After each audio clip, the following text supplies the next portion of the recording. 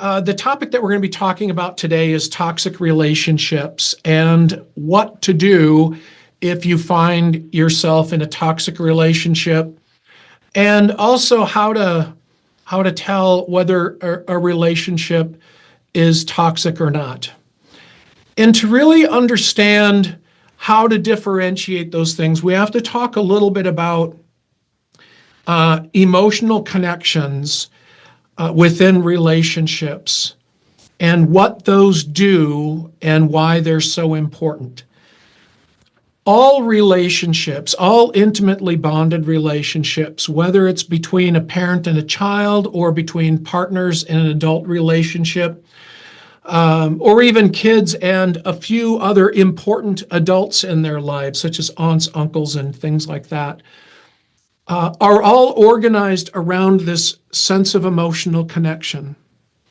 And that emotional connection in childhood starts to form very, very early and serves a number of very important functions. The first is that emotional responsiveness between the child and the parent is the primary way that the child can communicate when they're distressed, when they need something, because essentially they fuss, they cry, their emotions are the only way that they could try to get a caregiver to interact with them. And when parents are responsive, it does a number of things for a child. It helps calm their nervous system, and it also serves to help them feel like they're safe, like there's somebody there for them, like they're valued, and that is very critical for not only kind of developing an emotional system where children learn how to self-regulate, but it also affects their sense of self as well. So these emotional attachments between parents and kids do more than just make them feel like they're in a relationship, right? That there's a sense of connection there, or even that they're safe. Their entire sense of self is communicated between a parent and a child. Child learns their sense of self by their emotional experiences with their parent. There's essentially 5 basic existential questions that all children have when they're born, and these are all related to our survival, and the brain is very attuned to these. And these are, who am I? Am I safe? Am I loved? Am I connected? And can I affect the world around me? Do I have a sense of agency? And so these needs for a sense of identity, the need for a sense of safety, the need for a sense of value, the need for a sense of connection, and this need for a sense of agency are core to who we are as a human being. And when we get those things from our parents growing up, we enter into adulthood with an internalized sense of who we are, that the world is generally a safe place, that we have a sense of self-esteem, that we have a sense of empowerment where we can achieve our goals, we can affect the world around us, that people love us. And when those things don't happen with our parents, for whatever reason, whether our parents struggled, were traumatized themselves, or are struggling with an addiction or mental illness or something like that, then there are elements of ourselves that just don't develop very well. And so we may enter into adulthood struggling to form relationships. We may enter into adulthood with this internalized sense of, being worthless or unlovable in some way. We might enter into adulthood without a clear sense of who we are and struggle to find ourselves. We may come into adulthood with just a feeling of helplessness and disempowerment and hopelessness and despair, where it feels like nothing we do ever seems to work. Nothing that we try to do ever seems to achieve what we want to achieve in life. Right? And those elements of the self that are either fostered or undermined through attachment relationships is really the key to understand the difference between a toxic and a non-toxic, if I may use that word, relationship. Because in adulthood, a functional relationship is one where both partners can be present with each other, both partners can emotionally attune, and they can be mutually supportive and caring for each other. And even when there is some kind of conflict, and the couple argues and is distanced for a short time, they have the ability to repair, and they have the ability to evolve. Those two things are super important, because when a couple has an argument and they're able to come back and just say, you know what, I totally overreacted there. What I said was unfair, and I apologize. That's the ability to repair. And then there's what could we do differently next time? How could we navigate this situation in a different way that allows us to remain in a state of collaboration, allows us to stay in partnership with each other when we're navigating through something like this in the future, right? That's the evolution part. That's the ability to evolve part. And for those who say, well, there's no such thing as a functional relationship, it's like, oh yeah, there are. They're all over the place. A functional relationship doesn't mean that you'll never have any conflict. A functional relationship doesn't mean that you'll have disagreements, or you both need to vote for the same candidate, or you both need to be of the same spiritual belief, or any of that stuff, right? There can be differences.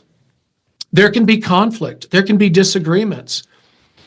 But it's what happens after there is a disagreement or there is some kind of conflict that differentiates a functional relationship from either a troubled relationship or a dysfunctional, toxic relationship.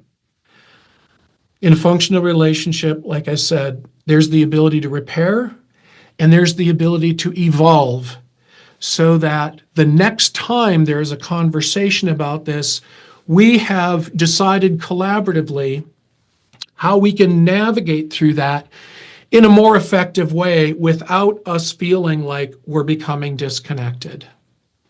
Does that part make sense? If so, give a big thumbs up, either on camera or in the chat thing. So where a lot of couples who come in for therapy are in this kind of middle ground between the functional and the truly dysfunctional or toxic relationship, in this area that I call a struggling relationship.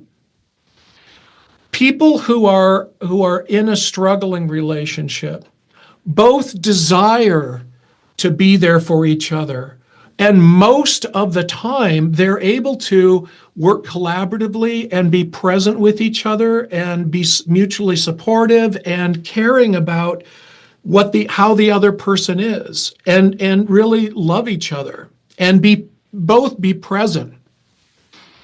But what happens in a struggling relationship is that when conflict arises And the two of them are pulled apart because of the conflict. That sense of connection is strained and they're pulled apart. They don't have the ability to reconnect. They don't have the ability to repair. And so what happens most of the time is that, one person will start yelling, the other person will shut down and just like either walk away or they'll just emotionally numb out. And there just never is any resolution. And so it's like over time, they just stop talking and may not talk to each other for a while. And then all of a sudden it's like, well, then we just start interacting again as though nothing ever happened without ever having the ability to resolve the issue that they had before. So in those relationships, there's not only the inability to repair, there's also the inability to evolve. And so oftentimes when people come in to seek therapy, they don't do it if they're in a functional relationship, right? Because they're doing fine. It's the ones who are in a not a dysfunctional, but a struggling relationship where it's like, man, we just keep having the same argument over and over and over again. And, whenever we start having a conflict, then all of a sudden it's like all of this stuff from the past gets brought in to the current argument. And it feels like we're arguing over stuff that may have even happened 10 years ago. And things keep getting brought up like, well, you said last time you did. And a lot of that is because there never was any resolution or repair around previous conflict. And so couples get stuck in a pattern of conflict that seems to just repeat itself time and time and time again. And it's like, and why does this happen? Well, we talked about the inability to repair and the inability to evolve, but why? And in the vast majority of cases, and this is what I actually wrote my upcoming book about, is that in most couples where there is where they have this kind of repeated pattern of conflict, one or the other partners or both have experienced some kind of attachment or emotional trauma growing up. And remember how I talked earlier about these core these core elements of ourself that start to form from childhood, and that is, who am I? Am I safe? Am I loved? Do I matter? Am I connected? Can I, do I have a sense of agency? Can I affect my environment? And so most conflict in troubled relationships revolves around those, right? It revolves around I'm feeling unsafe, or something you said is making me feel unsafe, and so I'm either shutting down, or I'm becoming hypercritical and getting into a fighting space, and or there's this almost like an internal emotional collapse from this sense of despair and helplessness, like nothing I ever do is good enough, nothing I ever do works, and there's just this kind of internal emotional collapse that happens, and or this feeling of value, this arguments center around, I'm not feeling like I matter. I don't feel like I have any value or that you even love me. And so when those wounded parts of ourself get pulled into relationship conflict, then the emotions involved in that are very destabilizing and will cause partners to emotionally disconnect. That's just the way that those emotional trauma reactions affect us, right? We no longer have the ability to attune in a healthy way with our partner when we're being triggered by some of these wounded parts of ourself.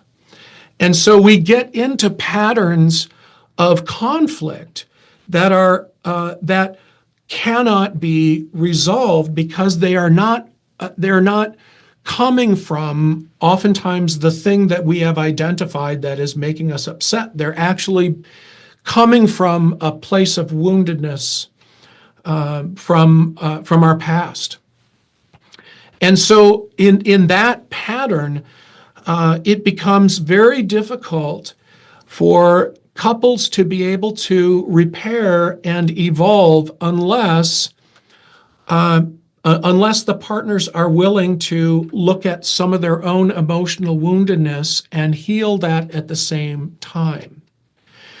And one of the things that I do in my practice is not only give clients some tools for how to communicate more effectively so that they're not pushing each other away through the words that they're saying, so that they can remain present, but also how to reflect on what wounded emotions, what woundedness is being pulled into this conversation right now, and how can the two of you be present for each other and help each other heal from that woundedness.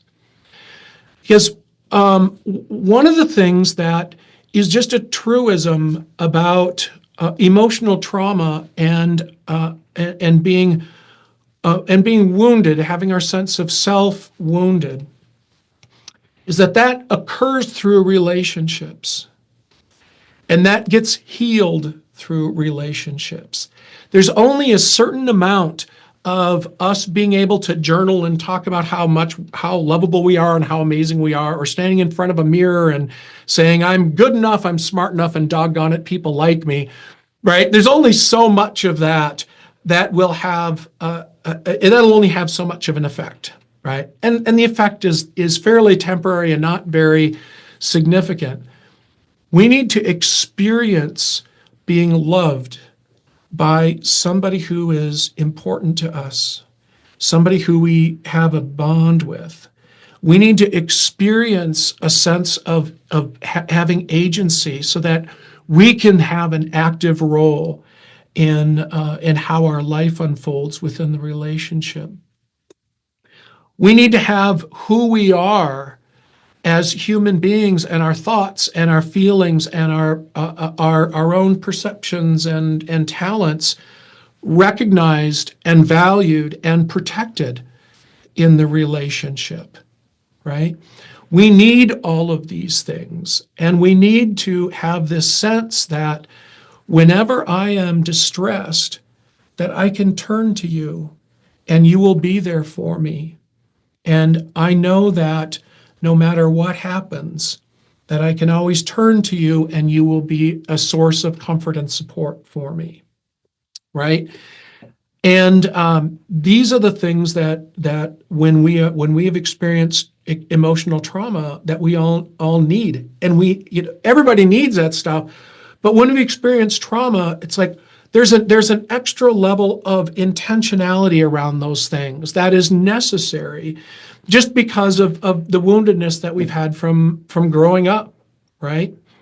And the struggle that a lot of people have with relationships when there's emotional trauma is that they can't always identify the woundedness that is being triggered, that is the source of the conflict. And so once we can do that, then all of a sudden, these intractable arguments that seems to be just this repetitive pattern that we can't seem to break out of, all of a sudden we're able to evolve, we're able to repair in a way that wasn't previously. And I will say, it's tragic that a lot of the relationships that end up in divorce court, it is not as though those people don't love each other. It's not that they don't want to be present with each other. It is that the pattern of conflict that has pervaded that relationship for so long has built up so much emotional scar tissue between them that sense of connection, that ability to reach out and feel some sense of compassion or desire for the other person is just gone. And that's really what is the root of divorce. It's not that people don't care about each other, and it's not that people don't want to be there, but they just feel a sense of hopelessness. They feel a sense of desperation because nothing has been able to change, and so they're like, I'm done. I mean, there's nothing more I can do except for move on and hope that I can find another relationship. And this is also one of the reasons why when people from previous marriages who have been divorced and they establish another relationship, the failure rate is somewhere around 70 to 75% within a couple of years. And the reason is that oftentimes they're bringing not only their emotional woundedness that was the result of their initial marriage, but they're also bringing some very ineffective relational skills into another relationship.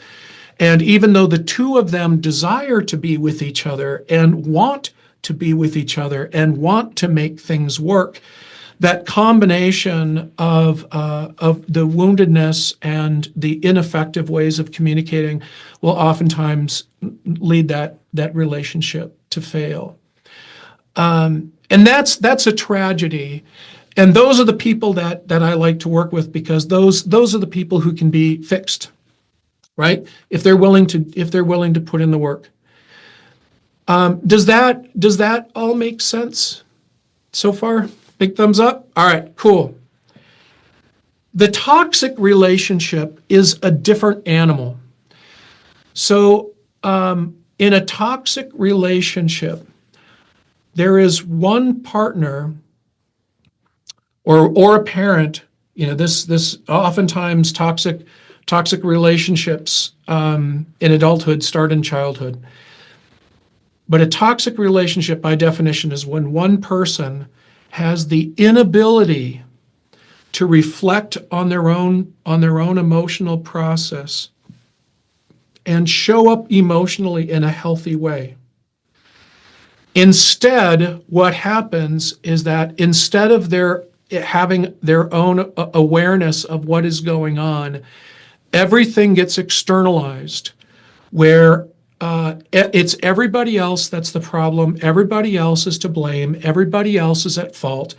There's just this odd blank space when it comes to them trying to even name what they're feeling or see their own accountability.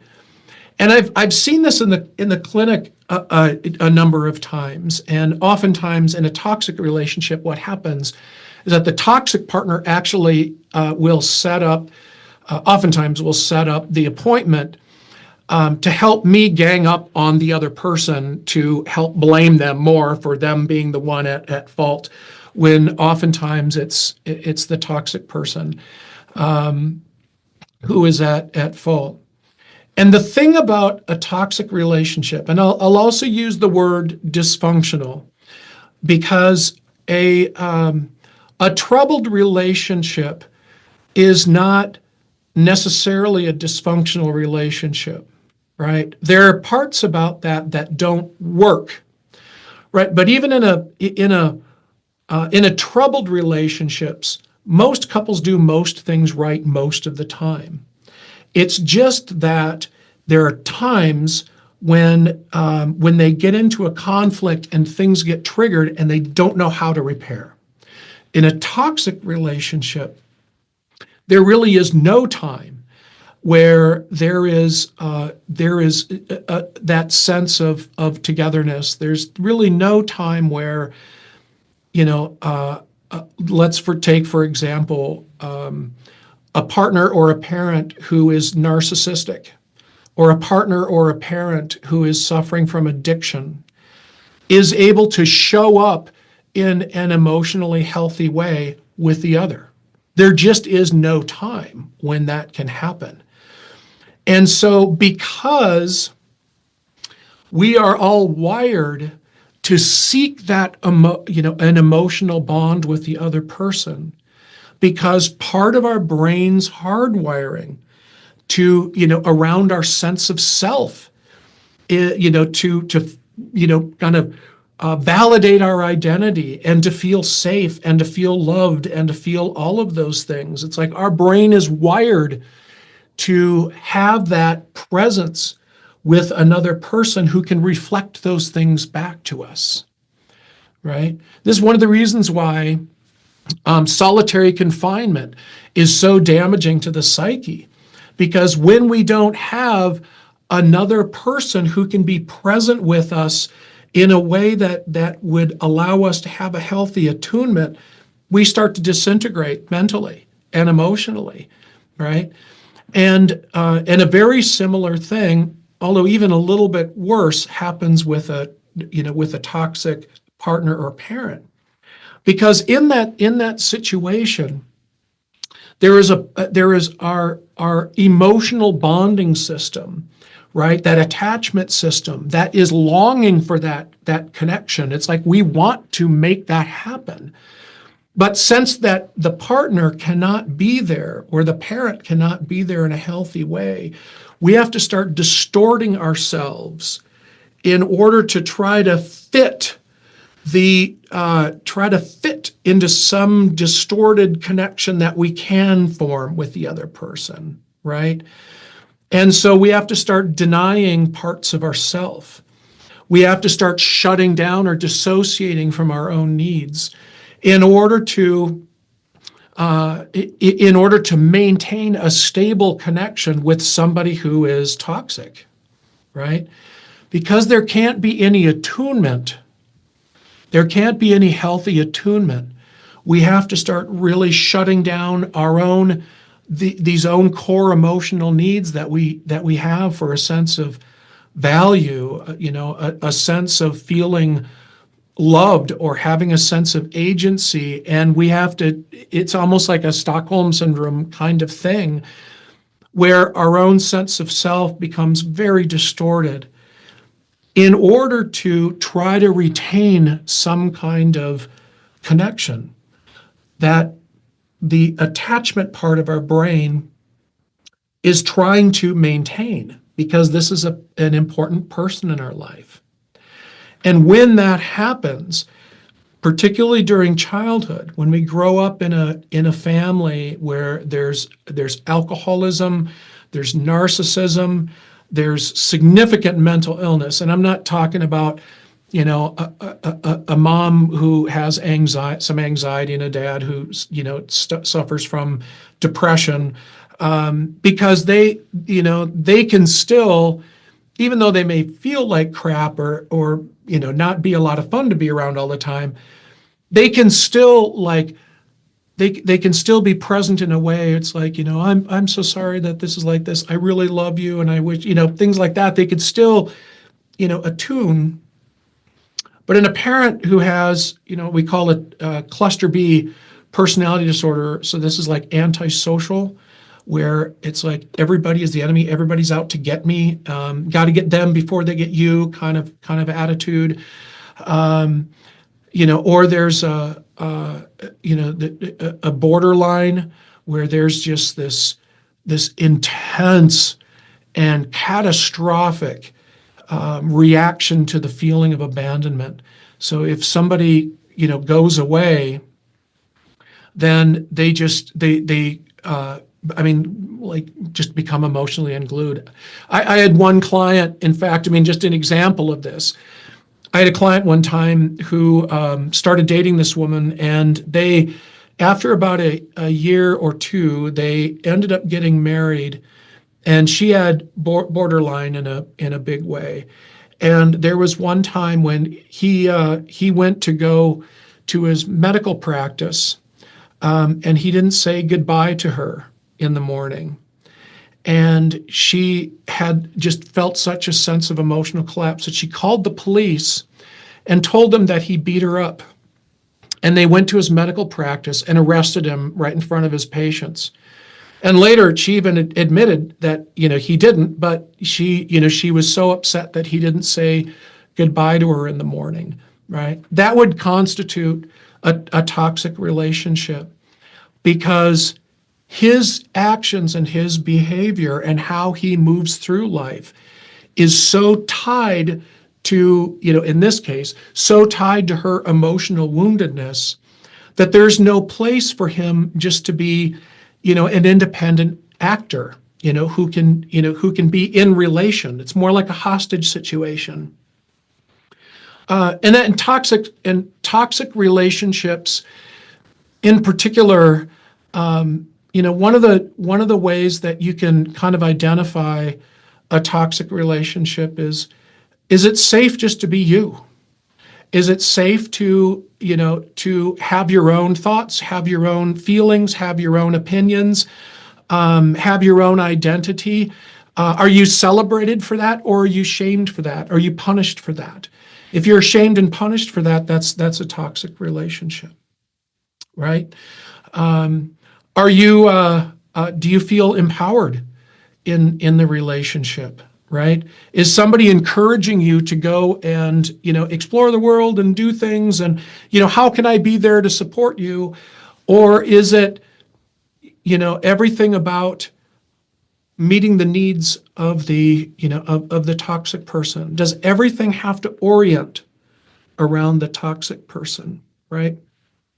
And in my book, I talk about, toxic people kind of being like the black hole in the center of a galaxy, where, everything orbits, the dysfunction, the mental illness of that toxic person organizes the orbit of everyone around them.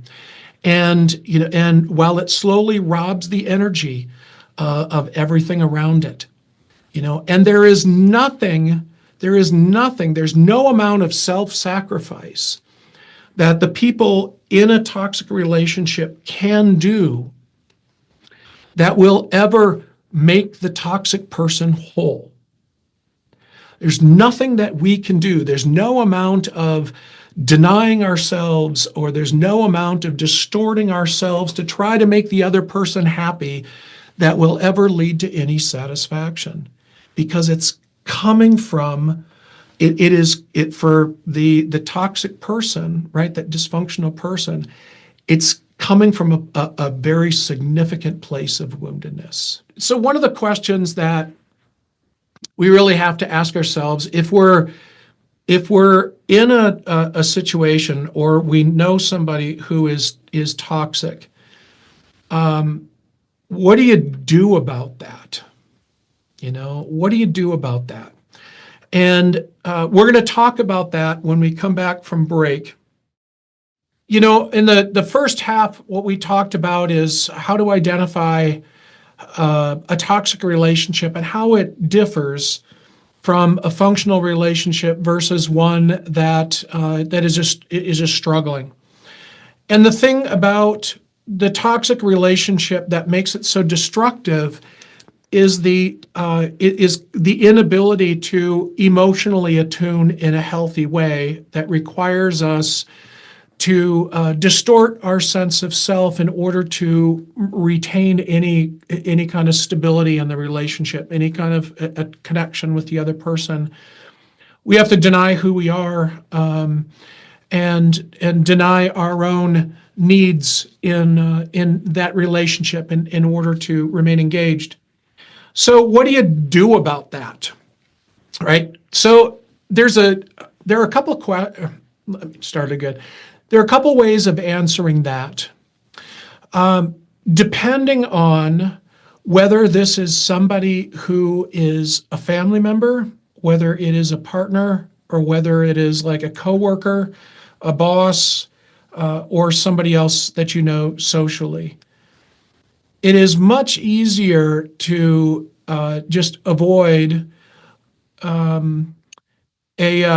toxic person who you're not in a family relationship with than it is somebody who is in a family relationship, by simply just not returning their calls, or just just breaking off communications with them.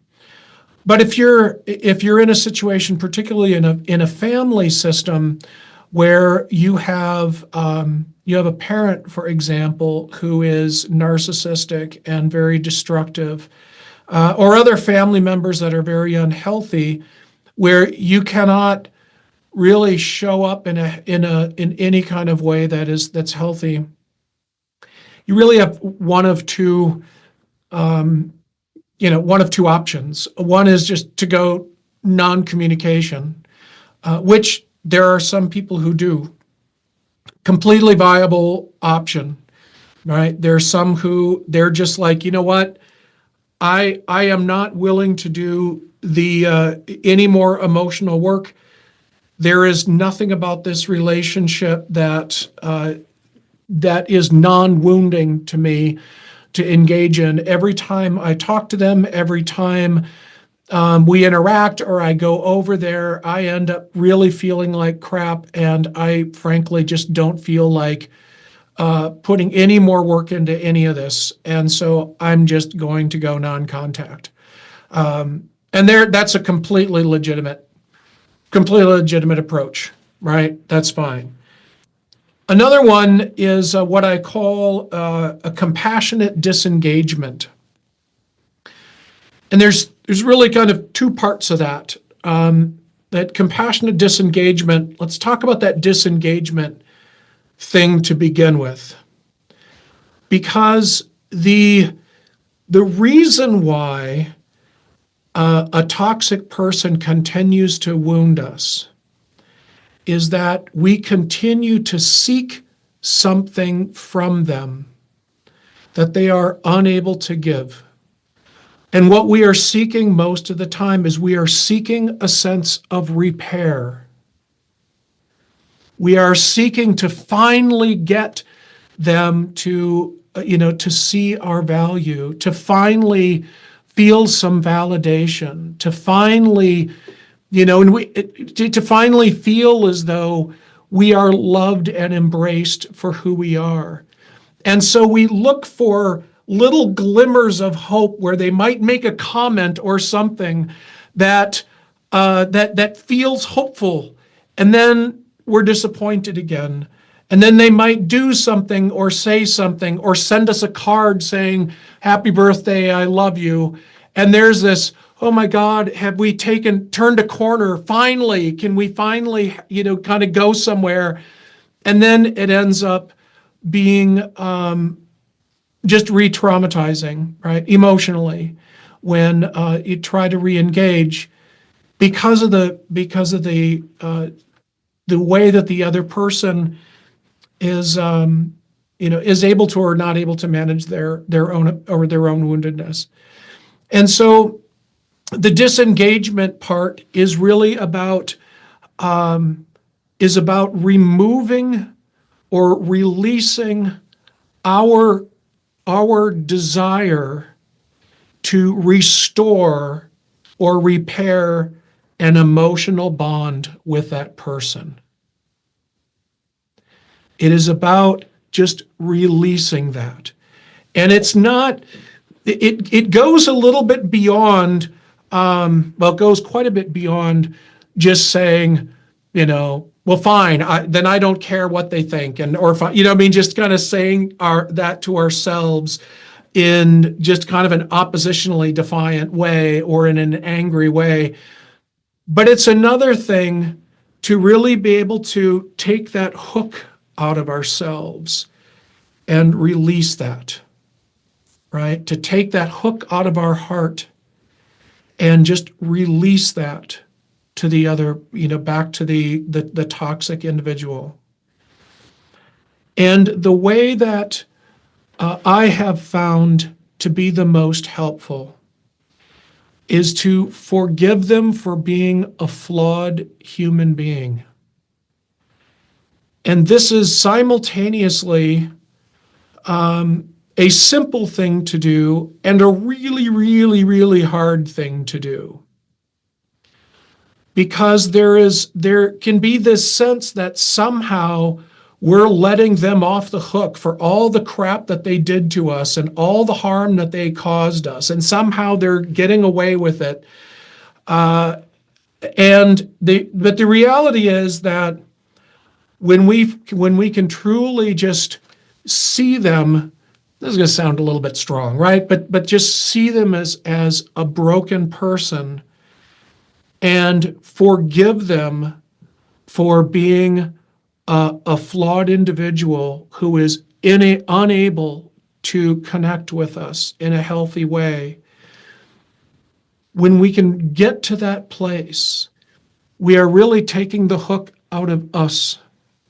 We are letting ourselves off the hook, right? We are breaking we're breaking the cycle that is keeping us stuck from being able to evolve, right? It is releasing us from that cycle. Because what's keeping us stuck, what's keeping us held in that cycle of being reminded about how wrong we are, or about how worthless we are, or whatever that is. And that can take a number of different flavors. How we never do anything right, everything's our fault, we don't matter. When we have whenever we express our needs, they're either attacked, or the toxic person is, well, what about me, kind of thing. And it's like, when we can get to a place where we are no longer emotionally seeking that validation from them, and we can truly just see them at kind of a distance as a broken human being who is incapable of being present, and forgiving them for that. There is a certain amount of release that happens in our own heart. And I speak about this from experience, right? Not only have I worked with a lot of people, but even personally, I've had to do that. And it is a very difficult thing to do. But if you can really focus on seeing them and allowing them to be a broken human being and forgiving them for it, that will go a long way to release that hook, right? Then you can show up then you can show up as an authentic self, right? And they may not respond well to that, but that is on their side of the street, right? What we need to focus on during that compassionate disengagement is how do we get ourselves off from their side of the street and getting them to like us, getting them to validate us, release that desire, and take care of our own side of the street. Show up in an authentic way. And, if they squawk and flail and yell and shame and all of that, just not taking those bullets, just realizing that is their trauma response playing out. That is not an indication of our flaw. Right? That is not an indication that we are bad, right? Or that we are wrong, but it's an indication that they're struggling with their own stuff. And we don't have to, it doesn't make us bad, sick, or wrong, or, suck as a child, or, not doing enough, or not fulfilling our family duty and all of that to, if we just don't take responsibility for their emotions, right? And they can be upset, and we can allow that and not take on the responsibility for managing their emotional lives. Because essentially, that's what's happening in a toxic relationship, right? It is the people around the toxic person become responsible for the emotional management of the person who cannot manage their own emotions. And so it's, oh no, don't say that because dad might get upset. Or how mom is, just treat her nicely. Don't ask for your own needs because that might make them upset. And so we become distorted, not only because we can't show up, but because we become responsible for managing the emotional lives of the other person.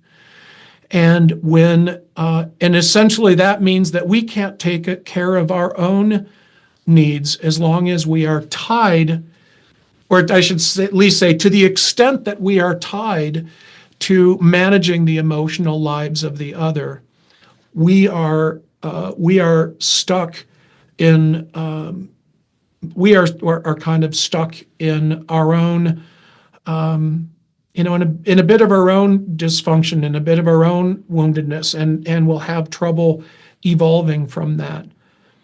But that the compassionate disengagement, where you literally just visualize taking the hook out of your heart and just handing it back to them and just saying, I forgive you for being a flawed human being. It is no longer going to be my responsibility to manage your woundedness for you. You have to take that responsibility for yourself, because I have to take responsibility for my own mental health, my own emotional health, and take care of my side of the street. I will show up in a compassionate way. I'll show up in a kind way. I'll show up in an authentic way. But I'm just not willing to pretend to be somebody that I am not. And I am not willing to accept being shamed or being blamed or being criticized for who I am. And if that communication continues, then I won't be here, right? Because I just won't subject myself to that. And that can sound harsh and cold, but it is not. People in functional relationships do that kind of thing all the time. It's like, I see that you're really upset. What can I do to support you, right? It's not okay for you to take that out on me, right? I'm willing to be here and supportive and be present and all of that, but the way in which we're communicating is not helpful. So we need to not do that, right? I mean, people in functional relationships have those kind of conversations all the time. And to somebody who has been in a pattern of a toxic relationship for a long time, saying those kinds of things can feel very foreign and can feel very harsh and very cold, like all of a sudden, I'm letting my mom down, or all of a sudden I'm being mean to my dad because I'm not playing the role of the family member, of the child who is there to help him manage his own sense of well-being. There's a part of us, and it's not an insignificant part of us, right? We talked about this in the very beginning, how we're wired to connect. We're wired to emotionally bond, and we're wired to bond to our parents, and we're wired to bond to loved ones. And, breaking that bond is very difficult. And even by doing that compassionate disengagement, there is often a sense of loss or a sense of grieving that goes along with that sense of disconnection. All right, so just to wrap up quick, so we talked a little bit about, kind of the difference between functional and struggling relationships really has to do with whether people have the ability to repair and whether they have the ability to evolve after a conflict. And one of the things that gets in the way of that is emotional trauma, when there's other emotional stuff that gets brought into conflict that makes it difficult for couples to get things resolved. And so things tend to escalate till they, either one shuts down, they both walk away or whatever, and there never really seems to be any resolution there. With a toxic individual, it's a little bit different. Because that toxic individual has the inability to emotionally attune in a healthy way at all. And so what ends up happening is that the people around them end up having to manage their emotional lives for them, or to the best of their ability. That's the attempt. And in so doing, what ends up happening is that the people around have to deny their own needs, deny, kind of deny who they are, and even instead of focusing on managing their own emotional lives, oftentimes there's just a dissociation from what I'm feeling in order to try to keep peace in the family, in order to try to keep this family system stable. And whether that's in an adult relationship or whether that's in a family system, that's kind of what happens with toxic relationships. And unfortunately, toxic relationships, unless there is, unless the person, if they're an addict, unless they're able to get sober and really start doing some internal work in order to maintain their sobriety, and they get actively involved in emotional work, there's just not a lot that can be done to ever restore or form a healthy emotional attachment with somebody who is toxic, particularly if they have narcissism, anti-personality disorder, histrionics, things like that. And a lot of it has to do with the fact that there's a part of their circuitry between their awareness and their emotional system that is disconnected. And so they can feel things, they can feel emotion, but they don't really have the ability to understand where that's coming from, or see how they might have been contributing to a problem. And the part of their circuit in the brain that allows them to have a compassionate response just is not there. So like with a toxic person, somebody could be crying in front of them, and instead of where a normal person might all of a sudden feel like this sense of sadness and this drop and this like, oh my God, are you okay? I can feel what you're feeling. I can feel your pain as you're describing what you're describing. A toxic person doesn't have that ability. And instead they're like, you're making me upset. Would you stop crying? Right? And in that kind of situation, in order for us to grow and be healthy as individuals, we have to disengage emotionally from the toxic person. And the best way that I have found that to do that is to kind of stop taking responsibility for their distress, forgive them for being a flawed person, right? And when they become upset, not taking on the role of having to manage their pain for them, right? And it sounds cold and callous, but it's the reality of the situation, right? I mean, that's just part of the deal. If we continue to engage in that, it continues to wound us, continues to undermine our own sense of self and our ability to show up in other parts of our life in a healthy way, right? Because as long as we're engaged in that pattern will tend to generalize in other areas of our lives. And until we can do that kind of compassionate disengagement, pay attention to our side of the street. And if the other person just cannot be present in a way that's cordial and polite, then we may have to go no contact. And